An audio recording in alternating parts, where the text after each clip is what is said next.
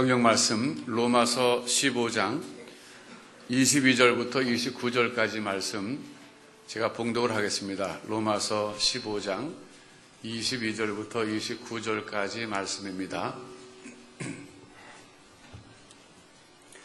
그러므로 또한 내가 너희에게 가려 하던 것이 여러 번 맡겼더니 이제는 이 지방에 일할 곳이 없고 또 여러 해 전부터 언제든지 서반으로 갈 때에 너희에게 가려는 원이 있었으니 이는 지나가는 길에 너희를 보고 먼저 너희와 교제하여 약간 만족을 받은 후에 너희의 그리로 보내줌을 바람이라.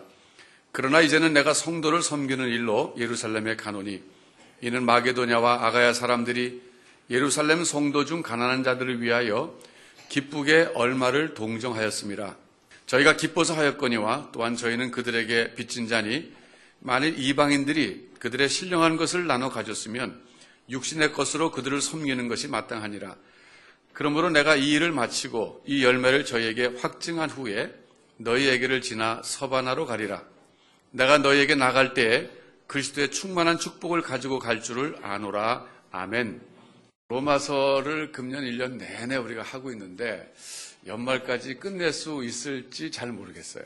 성탄절이 있기 때문에 이걸 끝냈으면 좋겠는데 뭐 그렇다고 평일날 모여서 마저 끝낼 수도 없고 하여튼 좀 애매하긴 한데 그래도 어쨌든 순서대로 지금 해나가고 있는데요. 로마서를 쭉 1년 동안 우리가 쭉 봐오면서 사도 바울을 참 본받으시면 좋을 것 같아요. 여러분들. 저는 사도 바울을 굉장히 좋아합니다. 예수님을 본받자 그러면 이제 부담이 되었어요. 솔직히 예수님 본받기는 상당히 부담이 돼요. 그런데 저도 이제 처음엔 부담이 됐는데 요즘 제가 부담이 훨씬 덜어졌어요. 왜냐하면 예수님을 본받자 그럴 때 한 가지만 본받으면 돼요. 예수님의 하나님 앞에 자발적으로 100% 순종한 그 모습, 그것만 본받으면 돼요. 그러니까 우리가 그리스도를 본받자 그랬을 때 핵심이 뭐냐면 순종의 모습, 하나님의 뜻에 막 철저하게 순종하신 그 모습을 본받자, 그런 뜻입니다. 그러니까 제가 한결 마음이 좀 부담을 덜었습니다. 그걸 깨닫고 나서는. 그 전까지는 그리스도를 본받자, 우선 첫째 막연했어요.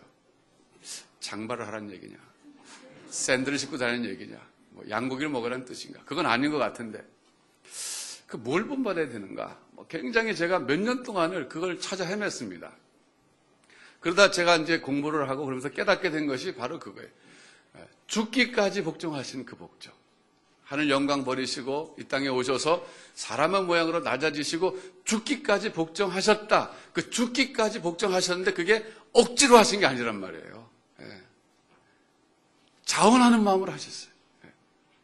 그 자원하는 마음으로 죽기까지 복종하신 바로 그 복종, 이것을 본받아야 된다. 그걸 깨닫고 나니까 마음이 한결 가벼워졌어요. 왜냐하면 이제 집중할 수 있잖아요. 주님 본받자 그래, 딴 거보다도. 오늘 아침에 이 말씀을 깨달으시는 분들이 많으시길 바랍니다. 저는 이거 10년 넘게 고민하다 깨달은 건데, 여러분들이 이거를 제가 오늘 얘기하는 거 가지고 그렇구나, 소리가 나온 분도 계실 거고, 그것이 사실인가 해서 좀 더 검토해 보셔야 할 분도 나오실 텐데, 주님을 본받는다고 하는 것은 바로 복종하신 건데, 죽기까지 복종하신 거예요. 근데 어쨌든 주님을 본받는다는 것은 그래도 우리가 이 지상에서 완전히 100% 하기는 어려워요. 죽기까지 복종한다는 것은 이 지상에서 완전히 불가능한 일이에요. 그러나 우리가 노력을 해야 되는 거예요. 두 번째로 저는 사도 바울을 본받자 그럼 한결 나아요. 사도 바울은 제가 보니까 굉장히 인간적인 면모가 많이 드러나, 이분에게서. 인간이었어요, 인간. 저도 그 정도까지는 못 가지만 그래도 흉내는 내볼 수 있을 것 같아요. 그래서 저는 사도 바울을 굉장히 좋아합니다. 사도 바울이 깨달은 복음만큼 깨닫고 싶어요, 저는. 로마서를 공부하면서 제가 소원했던 것은 사도 바울이 깨달았던 그 복음, 사도 바울은요, 나의 복음 그랬어요. My gospel 그랬어요. 나의 복음이라고 할 정도로 그 복음에 대한 확신을 갖고 있었는데, 나도 로마서를 통해서 그 복음을 그렇게 깨달았으면 좋겠다, 이런 소원이 있었고, 그 다음에는 사도 바울처럼 그렇게 인생도 살았으면 좋겠다, 그런 생각을 했습니다. 근데 오늘 본문에 보면 사도 바울에게서 배울 점이 있습니다. 그건 뭐냐면 계획을 세워서 인생을 살았다. 계획을 세워서 인생을 살았다. 제가요 20대 때 좋아했던 복음성가가 내일 일은 난 몰라요 하루하루 살아요 불행이나 요행함도 내 뜻대로 못해요. 그래서 하루하루 산다는 그 말이 그렇게 감동이 되더라고요. 그런데 가만히 생각해 보니까 제가 그때는 별로 계획 없이 살았던 것 같아요. 왜 하루하루 살기로 했으니까. 그런데 인생을 살면서 보니까 하루하루 살면 또 안 되겠더라고요. 계획이 있어야지. 그래서 저는 그때 혼동이 왔었어요. 아, 하나님께 맡기고 산다는 것은 하루하루 산다는 건가? 뭐 그거 같아요. 왜? 거기 안희숙 씨가 그렇게 고백했잖아요. 내일 일은 난 몰라요. 그런데 또 살다 보니까 그건 아닌 것 같아요. 그래서 제가 이제 깨달은 건 뭐냐면 안희숙 씨가 그 작사를 할 때 그 작사의 배경이 뭡니까? 감옥 생활이었거든요. 그 일제강점기 때 그분이 감옥살이 했습니다. 감옥살이 하는 사람에게 그 당시 인권도 보장되어 있지 않잖아요, 더군다나. 그 상황에서 감옥에 갇힌 사람이 내일 이후에를 어떻게 알겠어요? 그냥 하루하루 사는 게 그때는 잘 사는 거였어요, 그분은. 그러니까 독특한 상황에서 우리도 인생을 살다 보면 뭐 내 힘으로는 어떻게 할 수 없을 때가 있어요. 아무것도 할 수 없을 때가 있어요.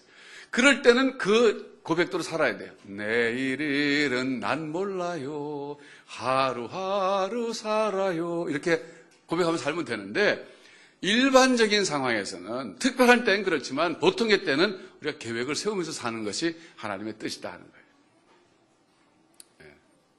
근데 바울 사도는요, 우선 인생을 살아갈 때 물론 계획도 세웠지만 그 계획을 세우기 전에 자기가 무엇을 위해서 살아야 되는지, 즉 인생의 확고한 목표가 있었어요. 저는 여러분에게도 확고한 목표가 있었으면 참 좋겠습니다. 사도 바울은 어떤 인생의 목표가 있었냐면요, 이방인들을 전도한다 이거였어요.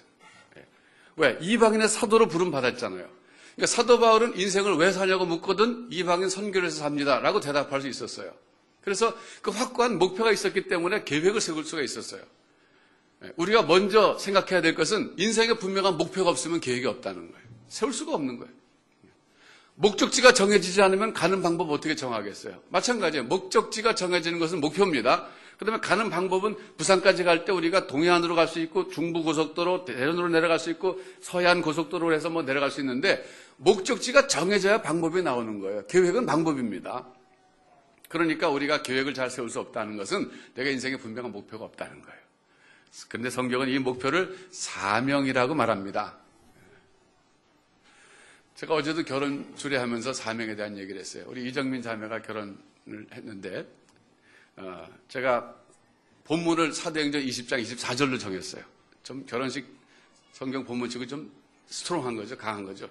나의 달려갈 길과 주 예수께 받은 사명. 곧 하나님의 은혜 복음 증거하는 일을 마치려 하면은 나의 생명을 조금 더 귀한 것으로 여기지 아니하노라. 이걸 결혼식 본문으로 했으니 얼마나 살벌합니까? 그렇잖아요. 그래서 제가 그랬어요. 사명을 감당하는 부부가 되십시오. 그랬더니 아멘 그래요. 근데 사명이 뭔지 압니까? 사명은 자기의 역할이에요. 역할. 자기 역할. 하나님이 자기를 이 세상에 보내셨을 때 배역을 주셨어요. 드라마에도 배역이 있고 영화에도 배역이 있고 그리고 연극에도 배역이 있습니다.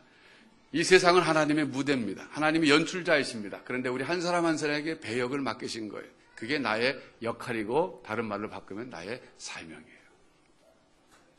그것도 어려워요. 어렵죠? 그럼 더 쉽게 말씀드릴게요. 사명이 뭐고 역할이 뭐냐면요. 여러분이 지금 하고 있는 일이 여러분의 사명이에요.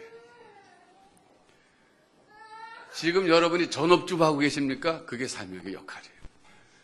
여러분이 지금 엄마 하고 계십니까? 엄마가 사명이고 역할이에요. 여러분이 지금 회사에서 사장하고 계십니까? 그게 사명이고 역할이에요. 여러분이 회사에서 직원 하고 있습니까? 그게 역할이고 사명이에요. 그러니까 사명과 역할을 멀리서 찾지 마세요. 하나님, 내가 지금 언제까지 이 직장에서 이 일을 하고 있겠습니까? 나 빨리 그만두고 뭐 하게 해주세요. 이런 어떤 하나님이 강권적으로 역사하실 때가 있어요. 그건 부르시는 거예요. 특별히 사역자로 부르시는 거예요. 그거는. 그렇지 않고 그런 사역자를 부르시지 않고 할 때는 평범한 나날 속에서는 바로 오늘 하나님께서 여러분에게 주신 그 역할, 그 직장, 그 생업, 그 가정, 그것이 바로 여러분의 사명인 줄로 확신하시기 바랍니다. 그런 확신이 있어야 돼요. 사도 바울은 독특한 사명과 역할을 받은 거예요. 그런 점에서 볼 때. 이방인의 사도라고 하는 그런 역할, 그리고 선교해야 된다 그런 사명, 이걸 받았어요. 그런데 그분은 그 일을 진행해 나갈 때 계획 세워서 나갔다는 거예요. 그래서 계획을 세우는 게 중요해요. 자, 오늘 보면 어떻게 알 수 있느냐면은 23절입니다. 23절. 이런 말씀하고 계십니다. 이제는 이 지방에 일할 곳이 없습니다.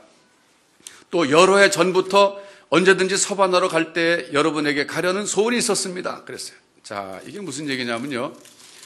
여기 지금 여러 해 전이라고 하는 말이 나와요. 사도 바울이 여러 해 전부터, 즉 몇 년 전부터 계획을 세웠다는 거예요, 이 말이.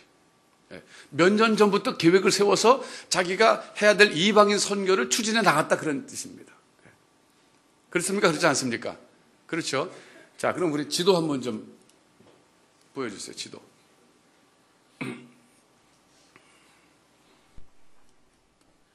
이 마이크도 좀 주시고요. 지금 사도 바울이 어디에 계시면서 이 지방이라 그러냐면 바로 이 고린도라고 하는 여기 있습니다. 고린도는 오늘날의 그리스예요. 그런데 사도 바울이 지금 고린도에서 로마 교회에다 편지 쓰고 계시는데 여기 계시면서 이 지방에서 이제 할 일이 없습니다. 그러면 우선 첫째로 이 지방은 여기 그리스 지방을 가리킨다고 볼 수 있어요. 그런데 좀 더 확대해서 생각해야 됩니다. 이 지방이라 그럴 때는 이 그리스 이쪽 서쪽 이 해안선을 경계로 해갖고 이 동쪽으로 와서 예루살렘과 안디옥까지 이르는 이 지방을 가리키는 거예요. 이 지방. 이 넓은 지방, 이 지방. 이 지방에서는 이제 할 일이 없습니다. 그런 얘기예요. 그 무슨 얘기냐면은 거기서는 자기가 이방인들의 선교하는 일을 완수했다 그런 뜻이에요. 자, 여러분 그 얘기가 어디 나오냐면 19절, 우리가 본문 아니지만 19절 가서 보겠는데 15장, 로마서 15장 19절 한번 보세요. 거기 보시면 그런 말이 나와요. 이 일로 인하여 내가, 이 일이 뭡니까? 복음 전한 일이에요. 내가 예루살렘으로부터 두루 행하여 일루리곤까지 그리스도의 복음을 편만하게 전하였습니다. 그랬어요. 여러분, 예루살렘은 아는데, 저도 다시 한번 보겠습니다. 예루살렘은 아는데 일루리곤은 잘 모르실 거예요. 일루리곤은 그리스도의 서쪽, 해안선, 이쪽 지방을 가리키는 일루리곤.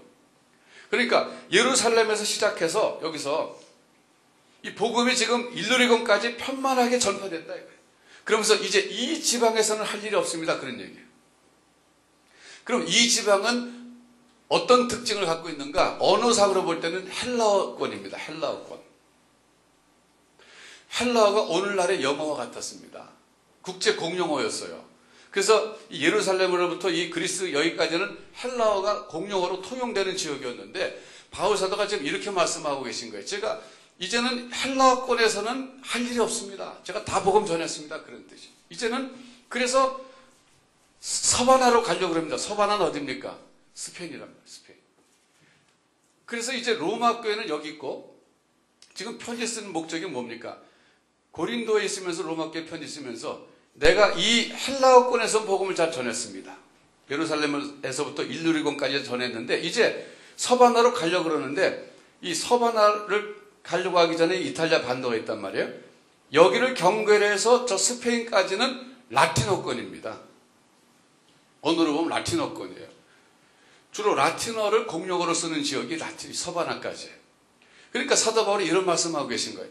제가 이제는 이방인의 사도로 이방인들의 복음을 전하는 일을 하기 위해서 인생을 사는데 헬라어권에서는 복음을 다 전했습니다. 이제는 제가 라틴어권에 가서 복음을 전하려고 그러는데 일단은 예루살렘에 가려고 합니다. 예루살렘에 갔다가 서바나로 가는 길에 여러분에게 들려서 여러분과 교제하고 여러분이 나를 보내주면 내가 스페인으로 가려고 합니다. 이런 얘기는 뭐냐면 내가 라틴어권 선교할 때 나를 좀 선교사로 파송해 주시고 후원해 주세요. 그런 얘기. 그러니까 로마서라고 하는 이 엄청난 정말 성경 중의 성경이 사실은 선교사가 보내는 후원 요청 편지예요. 로마 교회에다가. 오늘날도 많은 선교사님들이 편지를 보내오십니다. 나를 좀 이렇게 도와주시고 후원해 주세요. 그런 성격의 서신이 바로 로마서라는 거예요. 이해가 되셨습니까? 자, 그럼 우리 또 공부를 하겠는데요. 무슨 공부냐면 한 가지 질문이 생기는 거예요. 뭐냐면 이제 이 지방에서 할 일이 없다 그랬을 때 바울 사도께서 분명히 이 예루살렘부터 이 일루리건까지 오늘날 그리스 이쪽 지역인데 할 일이 없다는 것은 복음 전파가 완수됐다는 뜻이잖아요.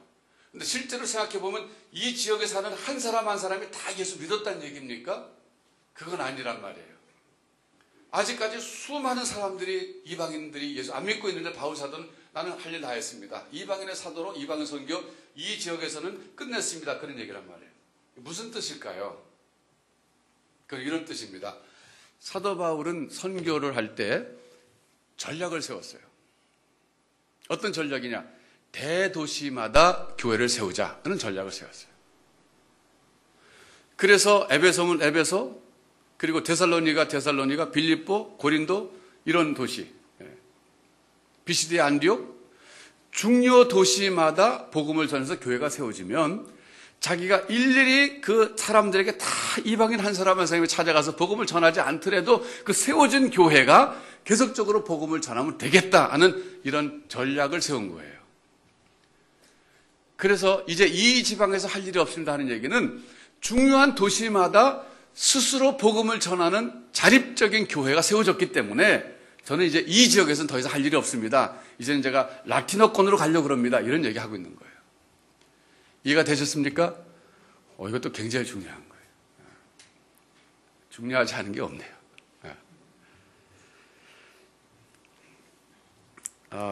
저는 이제 이런 성경을 배울 때 제가 성경 공부를 이렇게 배울 때 제가 독학을 했습니다. 사실 신학교에서 배운 건 아니에요. 나중에 이제 미국에서 박사 과정을 딱 끝내놓고 너무너무 공부하고 싶었어요. 성경이.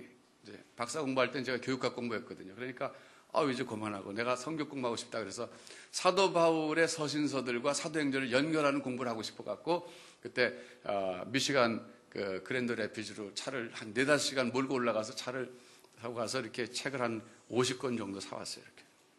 이렇게 사도 바울의 선교 여행에 관한 것들을 주로 그걸 보고서 제가 연구하는 가운데 이제 저는 그걸 깨달았는데 깨달을 때마다 너무너무 기쁘더라고요. 너무너무 감사하더라고요. 바울 사도가 그렇게 한 거예요. 그러니까 저는 여기서 우리가 오늘날도 선교할 때 중요한 전략을 배워야 된다고 생각해요. 뭐냐면 여러분 선교할 때 대도시 선교해야 됩니까? 저 오지로 들어가야 됩니까? 예? 아프리카 선교사로 두 분이 가십니다. 한 사람은 저 르완다 막 밀림 속으로 들어간다 그랬고 한 사람은 국제도시 케냐의 나이로비를 간다 그랬어요. 어느 분이 더 훌륭하십니까?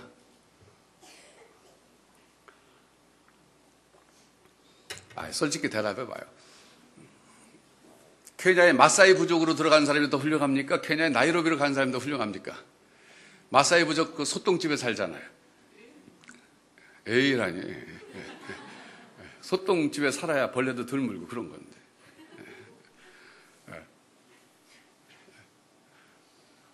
그런데 우리는요, 소똥집 가서 산다 그러면 존경해요. 얼마나 힘들까. 소똥, 냄새. 그런데 케냐의 그 나이로비 국제 그 수도, 거기는 선선하거든요. 제가 못 가봤지만 거기 선선하대요. 거기 선교사가 선교하러 간 거 맞아? 뭐 이렇게 생각하잖아요.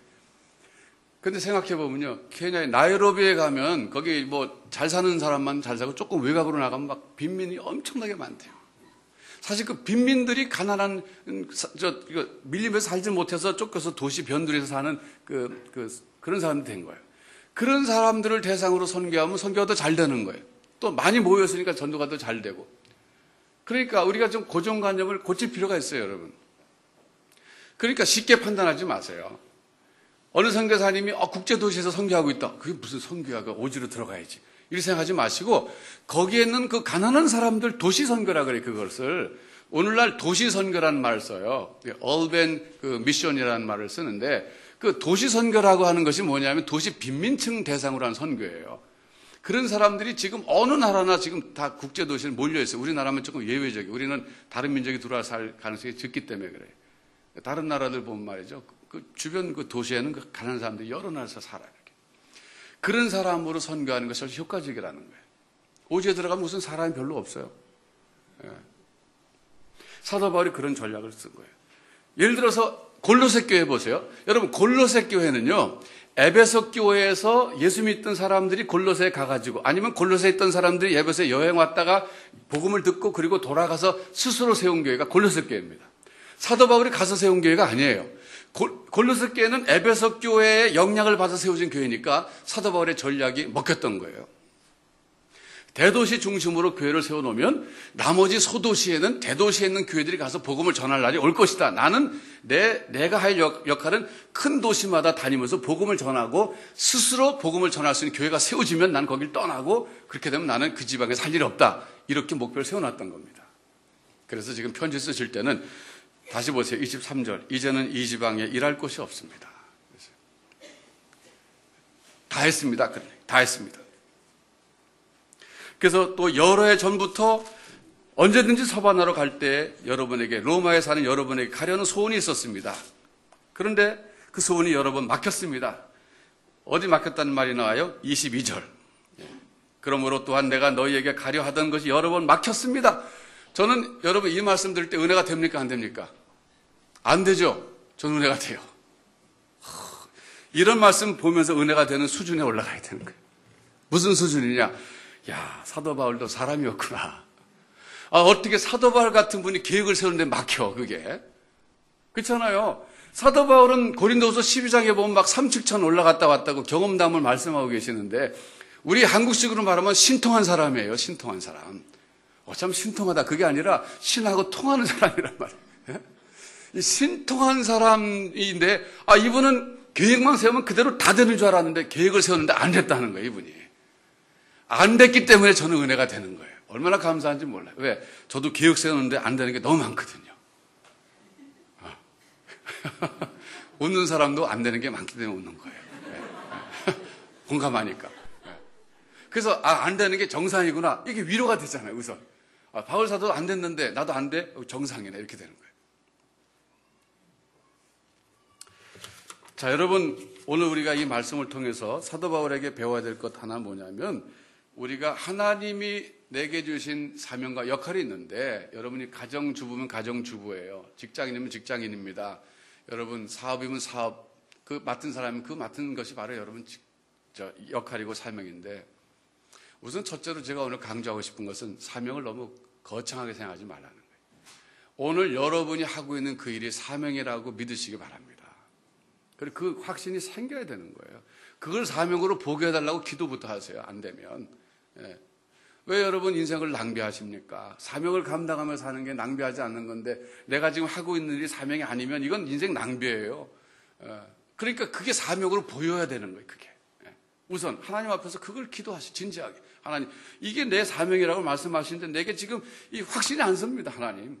그러면 이걸 통해서 내가 할 일이 뭔지, 이 사명이 뭔지 좀 깨닫게 해주세요라고 간절히 기도하는 그 기도가 앞서야 되는 거예요. 여러분 그렇게 해보십시오. 하나님, 내가 지금 직장에서 하는 것이 사명이라는데 난 사명 같지 않습니다. 이게 무슨 사명입니까? 그러나 사명이라니까 기도해 보시라. 하나님, 이 사명이라면 사명인 것을 가르쳐 주시옵소서. 자기가 손에 들고 있으면서도 못 보는 거예요. 사명. 그래서 1차적으로 중요한 것은 내가 지금 하고 있는 일이 하나님이 내게 주신 오늘의 사명이라고 하는 확신입니다. 그 확신이에요. 그게. 전업주부면 전업주부가 확신이라고 한 사명이라는 확신이 있어야지 즐거워하면서 집안 청소할 수 있고 설거지할 수 있고 아이들 돌볼 수 있고 가꿀 수 있는 거예요. 거긴 남자도 전업주부가 있긴 있습니다만은 어쨌든 좋아요. 내가 하는 일이 전업주부다. 이게 사명이다. 그 확신이 있어야 돼요. 그래서 우리는 일주일 동안 살면서 하나님 감사합니다. 내게 이런 사명 맡겨주시니 감사합니다. 이런 역할 맡겨주시니 감사합니다. 그러면서 감사하면서 인생을 살아야죠. 내가 하는 일을 그렇게 만족하지 못하고 사명이 아니라고 생각하면 우리는 불행한 거예요. 제가 어제 결혼식 때도 말씀드렸지만 일본의 어느 유명한 베스트셀러 작가가 책을 썼는데 자기가 하는 일을 사랑하라 뭐 그런 제목을 썼대요. 그래서 그분이 조사하고 연구한 바에 의하면 10,000명 가운데 1명만 자기가 좋아하는 일을 하면서 인생을 산답니다. 그렇습니까? 전 좀 아닌 것 같아요. 왜 그렇게? 일본은 그럴지 모르겠어요.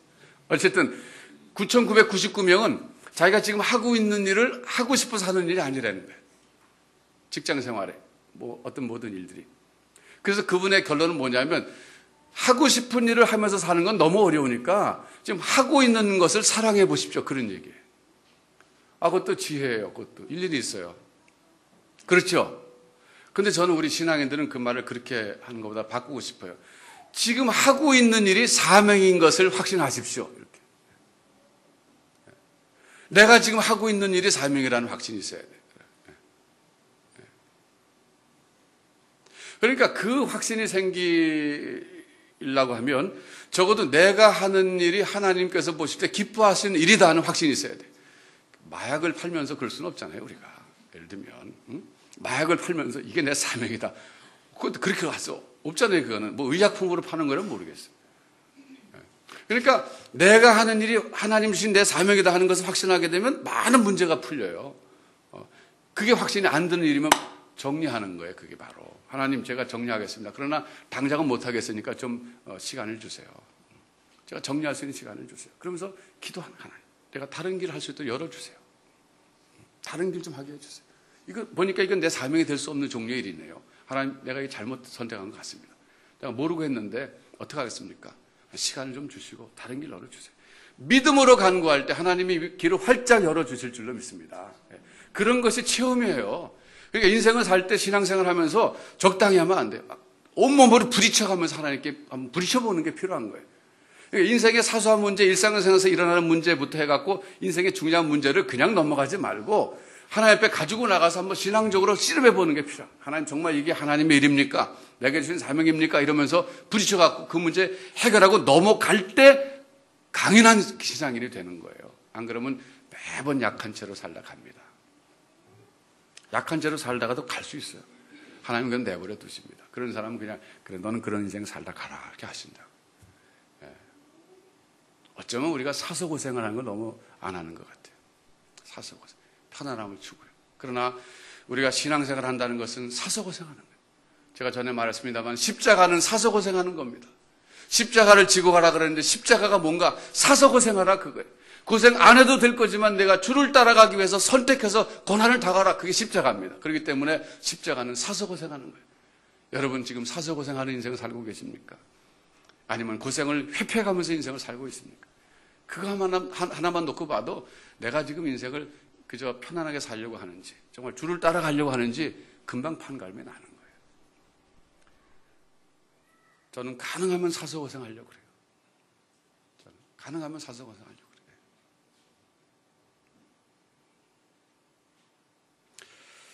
자, 좀 더 우리 한 걸음 나가서 볼 때, 여러분 이제 인생을 사시면서 은퇴 이후의 삶도 한번 계획을 해보세요.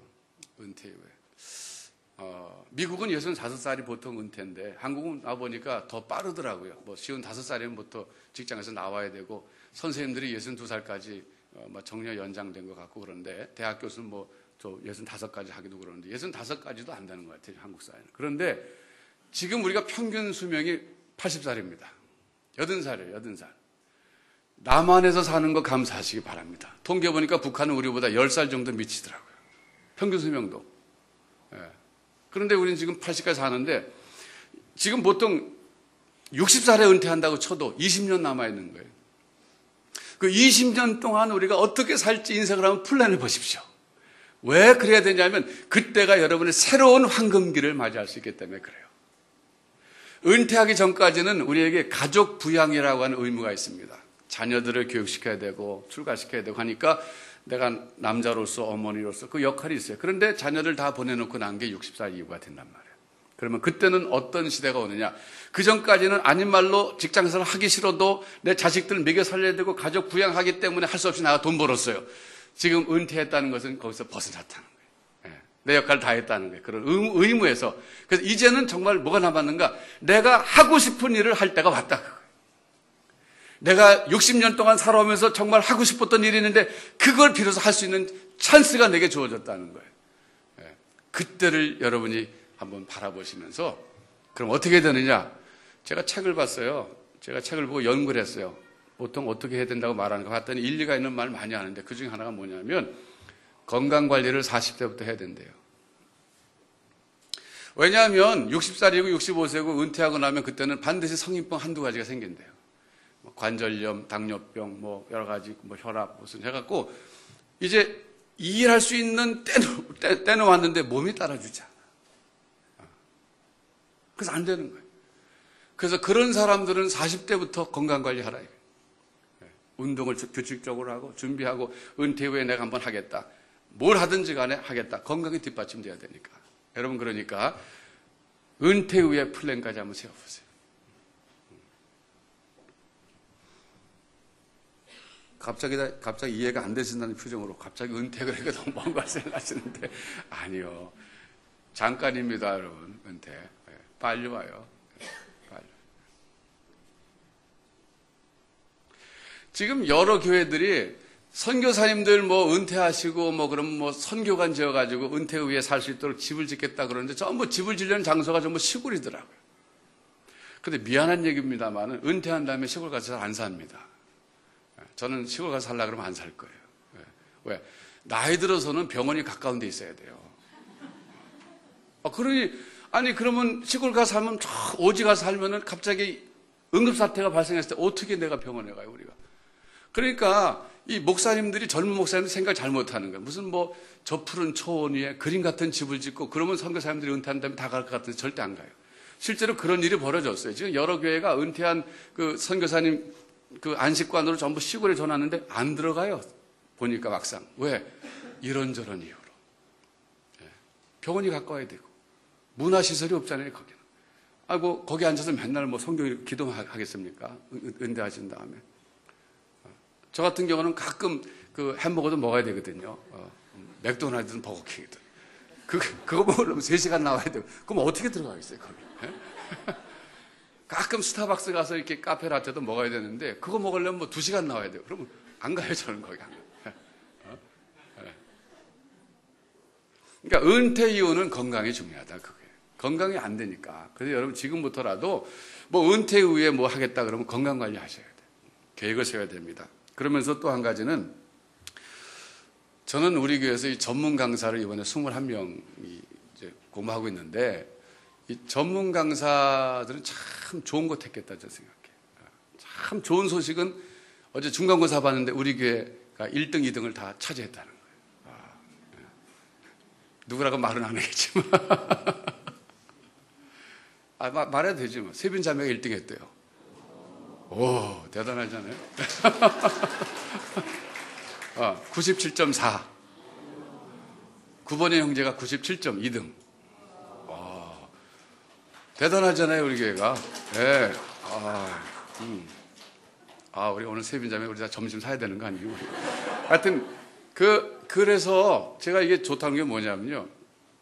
이 전문 강사를 하고 나시면 은퇴하기 전에도 1년에 한 번씩 휴가 내가지고 해외 한인교회나 해외 선교제에 가서 성경 가르치고 오는 일을 할 수 있어요. 네, 참 보람됩니다. 여러분 돈 많이 버세요, 직장에서. 여러분 하는 일 충실히 하세요. 그러나 1년에 한 주만 시간 내서 주님을 위해서 구체적인 시간을 내가지고 가서 사역하고 오면 참 좋아요. 정말 그 리프레시 되는 거예요, 정말. 새로워지는 거예요. 네. 그냥 여행 일주일 갔다 오는 것과 또 달라요. 가서 그 나라에 가서 현직교회나 한인교회 가서 일주일 동안 성경 읽어진 애를 쫙 강의하고 오면 말이죠. 엔돌핀이 정말 솟아오를 거예요. 너무 감사하고. 그럼 또 돌아와서 일도 잘 되는 거예요, 힘있게. 그래서 제가 여러분에게 오늘 구체적인 적용을 말씀드릴 때 은퇴 후에 플랜도 세우시라는 것과 또 성경 읽어진 전문 강사 다 하셔가지고 1년에 일주일씩은 나가셔갖고 해외 사역 꼭 하고 오시면서 리프레시 되시고 보람도 누리시라 이런 말씀을 꼭 드립니다. 아멘입니까? 네. 제가 아멘한 사람들 다 못 봤지만 한 3분의 1 이상은 했어요. 두 번째로 사도 바울에게서 배워야 될 것은요. 결정적인 선택의 순간에 결정을 잘해야 된다. 이런 걸 배울 수 있어요. 이분은 몇 년 전부터 계획을 세우셨어요. 첫 번째. 두 번째는 이분은 결정적인 선택의 순간에 정말 선택을 잘하신 분이에요. 무슨 얘기냐 하면 지금 이제 이분이 25절 보세요. 25절 보면 이런 말씀하고 계십니다. 이제 내가 성도를 섬기는 일로 예루살렘에 갑니다. 그랬어요. 예루살렘에 가는데 왜 가느냐 하면은 헌금을 전달하러 갑니다. 그랬어요. 26절에 보면 마게도냐와 아가야 사람들이, 아가야는 고린도 지방입니다. 마케도니아는 빌립보하고 데살로니가 그쪽 지방이고, 이쪽 교회들이 예루살렘 성도 가난한 사람들을 위해서 특별 헌금을 해줬는데 구제 헌금을 했는데 그걸 모아갖고 제가 가지고 가기 위해서 예루살렘에 갑니다. 그런 뜻이에요. 그런데 여러분, 이 헌금을 가지고 가는 문제가 이것이 아주 결정적인 문제였어요. 자, 성경을 가지고 우리 좀 배경을 보겠는데, 자, 사도행전 20장으로 가서 보겠습니다. 사도행전 20장.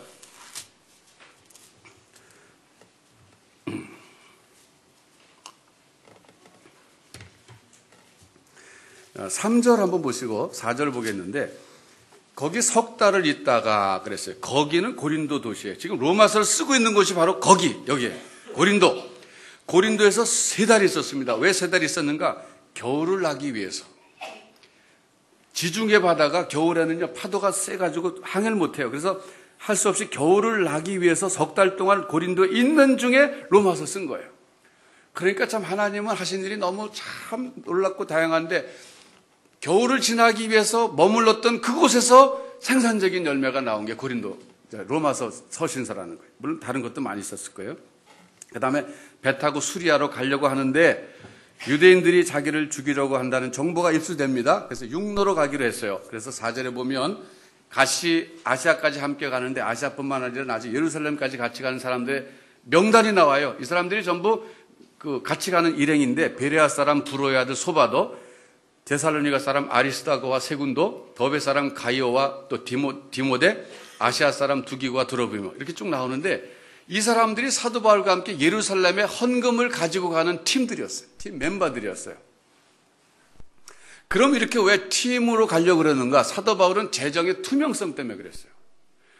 헌금이 거액이었습니다. 액수가 많았어요. 그래서 그걸 전달하는 과정에서 사도 바울과 디모데나 누가 이런 사람만 데려가서 하면은 나중에도 사람들이 당신 헌금 전달할 때 얼마 착복하지 않았습니까? 그러면 또 안 되잖아요. 그러니까 이 일의 투명성을 위해서 사도 바울은 대표단을 뽑아가지고 같이 전달하러 갑니다. 근데 문제는 갈 때에 예상이 되는데 환난과 핍박이 예상되는 거예요. 사도행전 20장 22절 한번 보겠습니다. 22절 보면 이런 말씀을 하고 계세요. 보라, 이제 나는 심령의 매임을 받아 예루살렘으로 가는데 저기서 무슨 일을 만났는지 알지 못하노라 그랬어요. 오직 성령이 각성해서 내게 증거하여 결박과 환난이 나를 기다린다 하시나 나의 달려갈 길과 주 예수께 받은 사명 곧 하나님의 은혜의 복음 증거하는 일을 마치려 하면은 나의 생명을 조금 더 귀한 것을 여기지 아니하노라 그랬어요.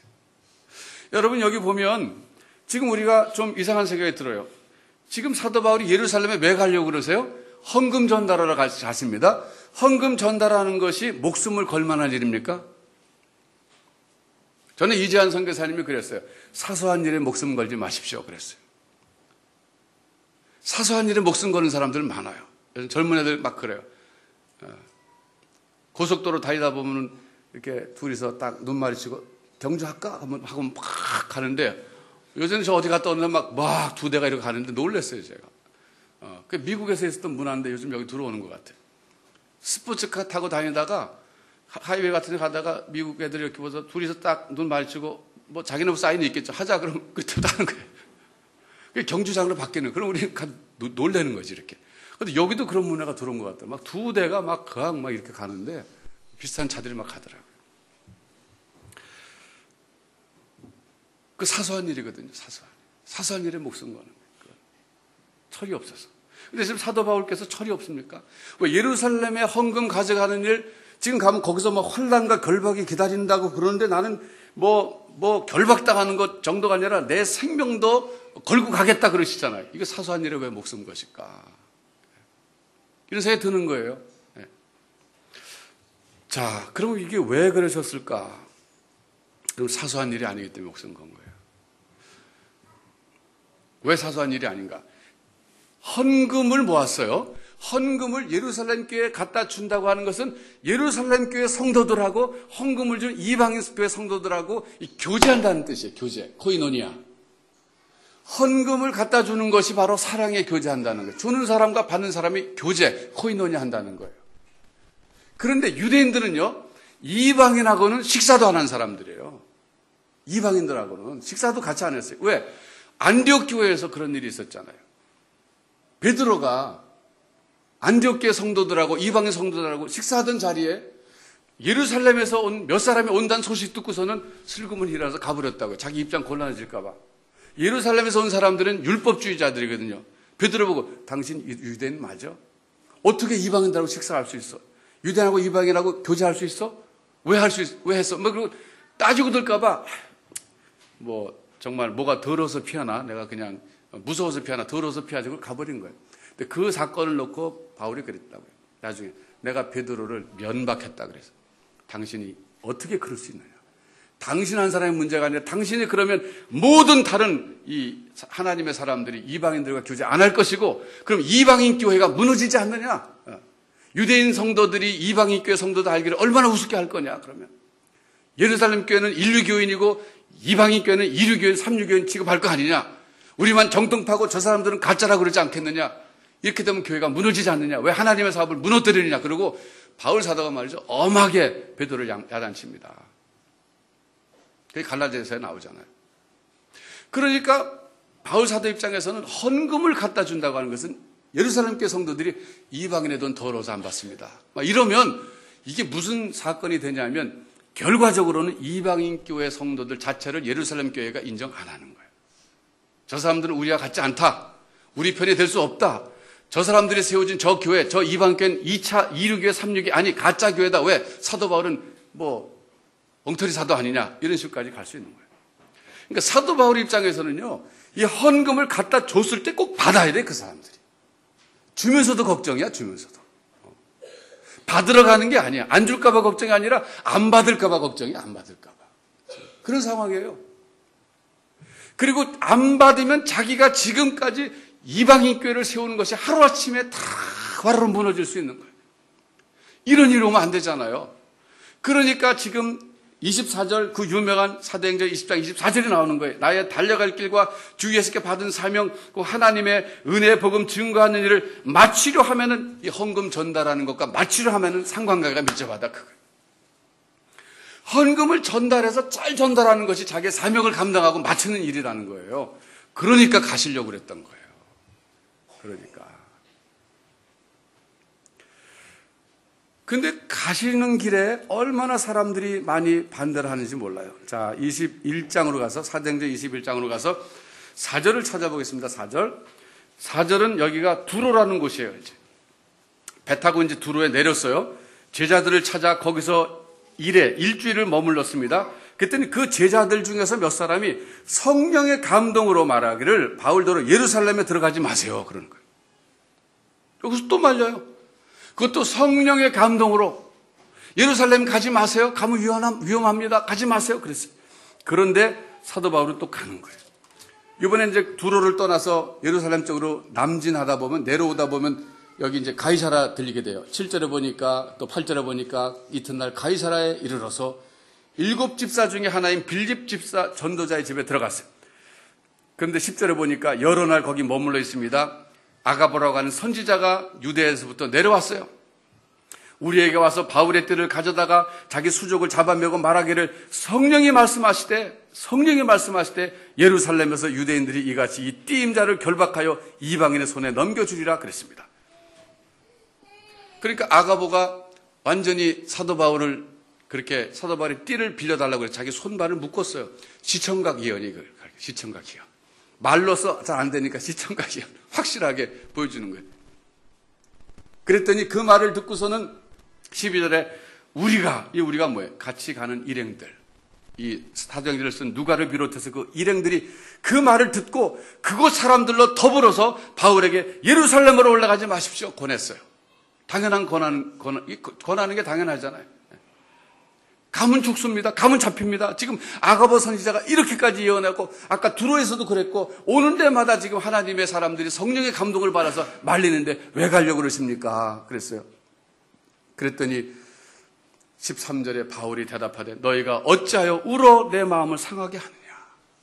나는 주 예수의 이름을 위하여 결박받을 뿐 아니라 예루살렘에서 죽을 것도 각오하였노라 하니 저가 고난을 받지 아니하므로 우리가 주의 뜻대로 이루어지이다 하고 그쳤더라. 여러분, 바울 사도가 강팍한 겁니까? 바로처럼 강팍한 겁니까? 아니요. 사도 바울은 확신이 있었기 때문에 그런 거예요.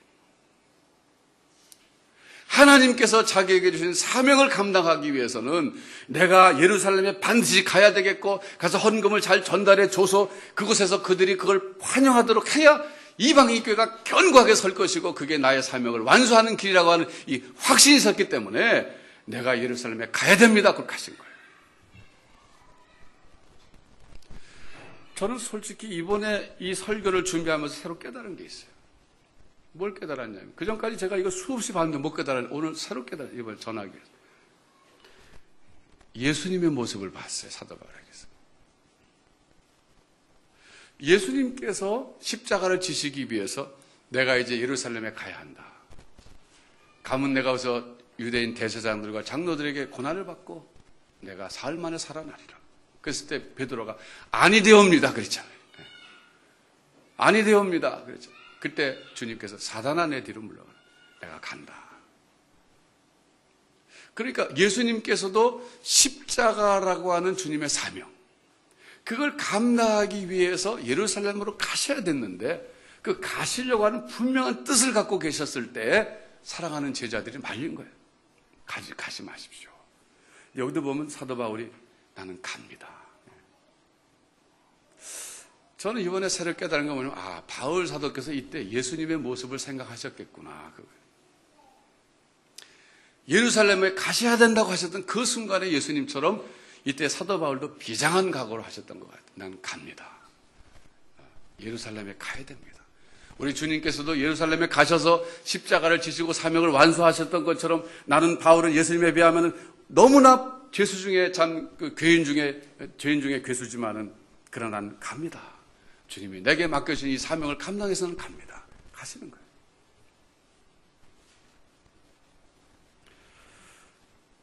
여러분 여기 보면 14절에 저가 고난을 받지 아니함으로 우리가 주의 뜻대로 이루어지이다 그랬어요. 이 순간이 하나님의 뜻과 바울 사도의 계획이 일치하는 때가 된 거예요. 그래서 하나님의 뜻이 이루어집니다. 하나님의 뜻이 있어요. 우리를 향하신 하나님의 뜻이 있어요. 거기에 나의 계획이 있어요. 두 개가 일치할 때 하나님의 뜻이 이 땅에 이루어진다. 그런 거예요. 어떻게 그게 가능하냐? 확신이 있어야 돼요. 사도 바울처럼. 확신이 있어서 이렇게 하는 것이 하나님이 기뻐하시는 것이고 하나님의 뜻이 이루어지는 것이다 하는 확신이 있을 때 이런 일이 가능하게 되는 거예요.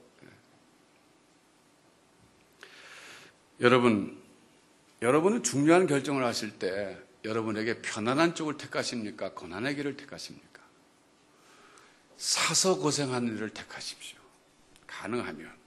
저는 가능하면 그랬으면 좋겠어요. 우리 예수 믿는 사람들은 가능하면 십자가의 길을 택해야 되는 거예요. 예수님의 생애도 그렇고 사도 바울의 생애도 그렇고 희생 없이 하나님의 뜻이 이루어지지 않았습니다. 근데 놀라운 것은 바울 사도가 지금 예루살렘 행을 택했기 때문에 결국은 성금은 성공적으로 전달됐지만 예언대로 결박당합니다. 그래서 결박당해가지고 마지막에 죄수의 신분으로 쓴 것이 어디냐면 황제 앞이었어요. 로마 황제 앞에 서서 재판을 받습니다. 로마 시민권자였기 때문에 가능했어요. 그때 사도 바울은 교회의 전설에 의하면 로마 황제에게도 복음을 전했다 그럽니다. 그러니까 생각해 보세요. 이방인의 사도로 부름받은 사도 바울의 입장에서는 모든 이방인 가운데는 로마 황제가 최고의 수장인데 그 사람도 인간이기 때문에 이방인이니까 복음을 들어야 되는 거예요. 근데 죄수의 신분이 아니고서는 어떻게 황제에게 접근해서 복음을 전할 수 있었겠습니까? 바울 사도가 그걸 계획하고 한 건 아니지만 희생의 길을 선택하고 예루살렘에 가서 결박받을 것도 각오하고 죽기를 각오하고 갔을 때 오히려 하나님께서는 그의 그 희생을 통해서 로마 황제에까지도 복음을 전하게 하셨던 겁니다. 하나님의 뜻은 이렇게 이루어지는 거예요. 그렇기 때문에 우리가 중요한 결정을 할 때 반드시 편안한 길을 택한다고, 하나님이 나에게 편안한 길 가라고, 예언의 은사 받은 사람들이 편안한 길 보여준다 그래서 무조건 갈 게 아니라 생각해 보셔야 돼요. 내가 최종적으로 결정해야 되는 거예요. 예언의 은사 받은 사람들은 나에게 하나의 어드바이스 해준 거예요. 어떻게 보면 권면해 준 거예요. 내가 결정해야 돼. 내가. 하나님이 내게 주신 사명 있는데 내가 이 사명을 감당하기 위해서는 고난의 길을 가야 되느냐. 예언의 은사 받은 사람이 고난의 길이라고 말해요. 그래서 가지 말라 그게 아닙니다. 이경규 가지 말라 그랬지만 우리는 그걸 무조건 가지 말라 들으면 안 되고 내가 결정해야 돼. 결정해서 주님처럼 희생의 길을 가야 되는 거예요. No cross, no crown 그런 말이 있어요. 영어에. 십자가가 없이는 면류관도 없습니다. 그런 뜻이에요. 우리는 십자가 없이 면류관을 추구하지 않습니까? 이 세상을 살면서 우리 한국 사람들 속에는 무병장수 오복이라는 것이 결국은 편안한 인생이에요. 그러나 편안한 인생을 살기 위해서 세상을 살아간다면 예수 믿는 것은 다시 생각해 봐셔야 됩니다. 주님 말씀하시기를 누구든지 나를 따라오려거든 자기를 부인하고 날마다 자기 십자가를 지고 따라오라 그러셨는데, 바로 주님의 제자의 길을 따라간다고 하는 것은 스스로 고난의 길을 선택한다는 것이고 희생의 길을 선택한다는 것이고, 그리고 십자가를 지고 간다는 거예요. 우리는 고난을 피하게 해달라고 기도합니다. 그러나 그 기도도 때로는 필요해요. 어떤 고난은 불필요하고 너무 감당할 수 없어서 그럴 수 있어요. 그러나 때로는 하나님, 이것이 내가 져야 될 십자가라면 지고 갈 수 있는 힘을 주시옵소서라고 기도해야 됩니다. 감당할 수 있는 은혜를 주시옵소서. 인내할 수 있게 하여 주옵소서. 십자가를 지고 가면서 우리가 주님을 바로 바라볼 수 있고 하나님의 놀라운 은혜를 체험할 수 있어요.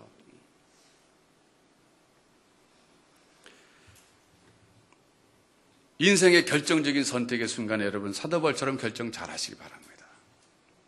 여러분 지금 하고 있는 일 가운데 중요한 결정의 순간에 있을 때 하나님 앞에서 기도하면서 지혜를 구하세요. 하나님, 제가 편안함을 택하지 말게 해 주옵소서. 안일함을 택하지 말게 해 주옵소서. 제가 주를 위해서 고난도 택하고 그러면서 주의 뜻이 이루어지는 이런 길을 결정할 수 있도록 지혜를 주시고 판단력을 주시옵소서. 이렇게 기도해 보세요. 오늘 우리 시대를 위해서 한번 기도할 제목을 놓고 기도합니다. 여러분, 이명박 대통령께서, 김정일 위원장께서 결정적인 선택을 잘하도록 우리가 기도해야 됩니다. 우리가 이미 알려진 사실입니다마는 북한에서 왜 연평도에 포격을 했는가? 김정은 체제를 견고하게 하기 위해서 했다. 이런 분석도 나오고 있어요. 다 공감이 됩니다. 많은 북한의 주민들이 김정은의 리더십을 인정하지 않기 때문에. 그래서 그러면 어떻게 해야 될 것인가? 김정은은 우리의 지도자가 될 만한 충분한 용량이 있는 사람이다. 이걸 입증하기 위해서 일을 했다. 이런 분석이 나와요. 그 집안의 정권 유지가 중요하죠. 그러나 북한 전체 주민들의 미래가 더 중요한 겁니다. 이명박 대통령도 결정하실 때 차기 대권에 한나라당이 또 정권을 승계하도록 하기 위해서 이 모든 전략을 지금 결정하는 것이 아니라 정말 우리 나라와 민족의 장래를 위해서 이 중요한 순간에 결정을 바로 잘하셔야 됩니다. 여러분, 디모데 전서 2장 1절과 2절을 찾아보겠습니다. 우리 같이 한번 읽고 찾아보고 이제 기도하겠는데요. 중요한 결정의 순간이에요. 그런데 그분들의 결정은 개인적인 결정으로 끝나는 것이 아니라 국가적인 결정으로 끝납니다. 디모데전서 2장 1절과 2절에 보면, 그러므로 내가 첫째로 권하노니 모든 사람을 위하여 간구와 기도와 도구와 감사를 하되 임금들과 높은 지위에 있는 모든 사람을 위하여 기도하십시오. 이는 우리가 모든 경건과 단정한 중에 고요하고 평안한 생활을 하려 함이니라 그랬어요. 다시 말하면 임금들과 높은 지위에 있는 사람들, 오늘날의 대통령, 위원장 이런 분들이 결정을 잘해야 이 땅에 평화가 있고 경건과 단정한 중에 하나님 앞에 우리가 주일날 이렇게 예배드릴 수 있는 거예요. 전 연평도를 바라보면서 화면에 나올 때마다 저기 교회 십자가가 있는가 열심히 봤는데 못 봤어요. 그럼 본문 있으면 뭐 저한테 알려주세요. 아마 있을 거예요. 주민들이 30명 남고 26명 남고 다 나왔다 그러더라고요. 그 26명은 여러 가지 이유로 안 나왔더라고요, 보니까.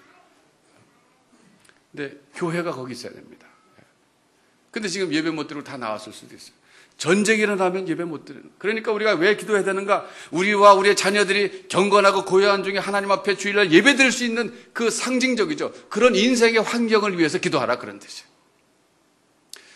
이명박 대통령께서, 김정일 위원장께서 결정하실 때 자기 사리사욕에 집착해서 하는 것이 아니라 보다 대국적 견제에서 우리 나라와 민족을 위해서, 우리 후손들을 위해서 바른 결정을 하게 해달라고 우리가 기도해야 되는 거예요.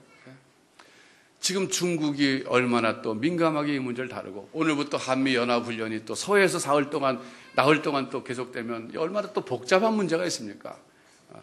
또 러시아는 러시아대로 이번 기회에 뭔가 여기서 또 뭔가 이권 얻어보겠다고 개입하려고 하는 그런 또 징조도 보인다.